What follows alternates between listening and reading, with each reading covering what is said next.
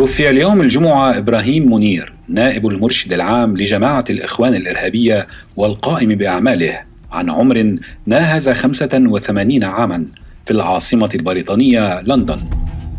ومنير المولود في محافظة الجيزة كان قطبا بارزا في التنظيم الدولي للإخوان، ويعيش منذ 4 عقود في بريطانيا. حكم عليه بالأشغال الشاقة ل10 سنوات في قضية إحياء تنظيم الإخوان عام 1965. وفي 2012 أصدر الرئيس الإخواني المخلوع محمد مرسي عفوا عاما عنه.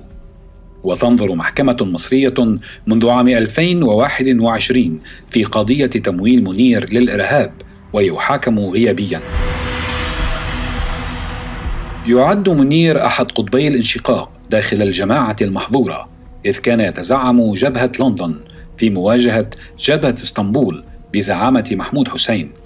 وتولى منير منصب القائم بأعمال المرشد في أعقاب القبض على الإخواني محمود عزت في أغسطس 2020.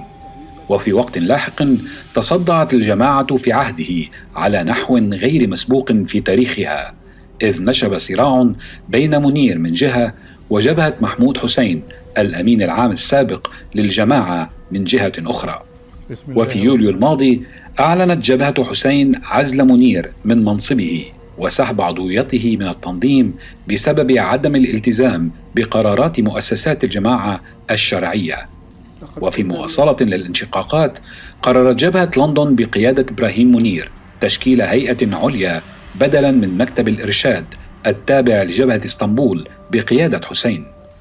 وخلال الشهور الأخيرة سعى منير للإيحاء بتراجع الجماعة عن نشاطها السياسي في مصر، فيما قال مراقبون إنها محاولة لإعادة تنظيم صفوف الجماعة بعد عزلة شعبية غير مسبوقة. واعترف منير في تصريحات بأن الجماعة تمر بأسوأ أزماتها منذ تأسيسها قبل حوالي 90 عاما، ومن المتوقع أن تعزز وفاته الآن من الصراعات الداخلية التي تعصف بالجماعة أصلا.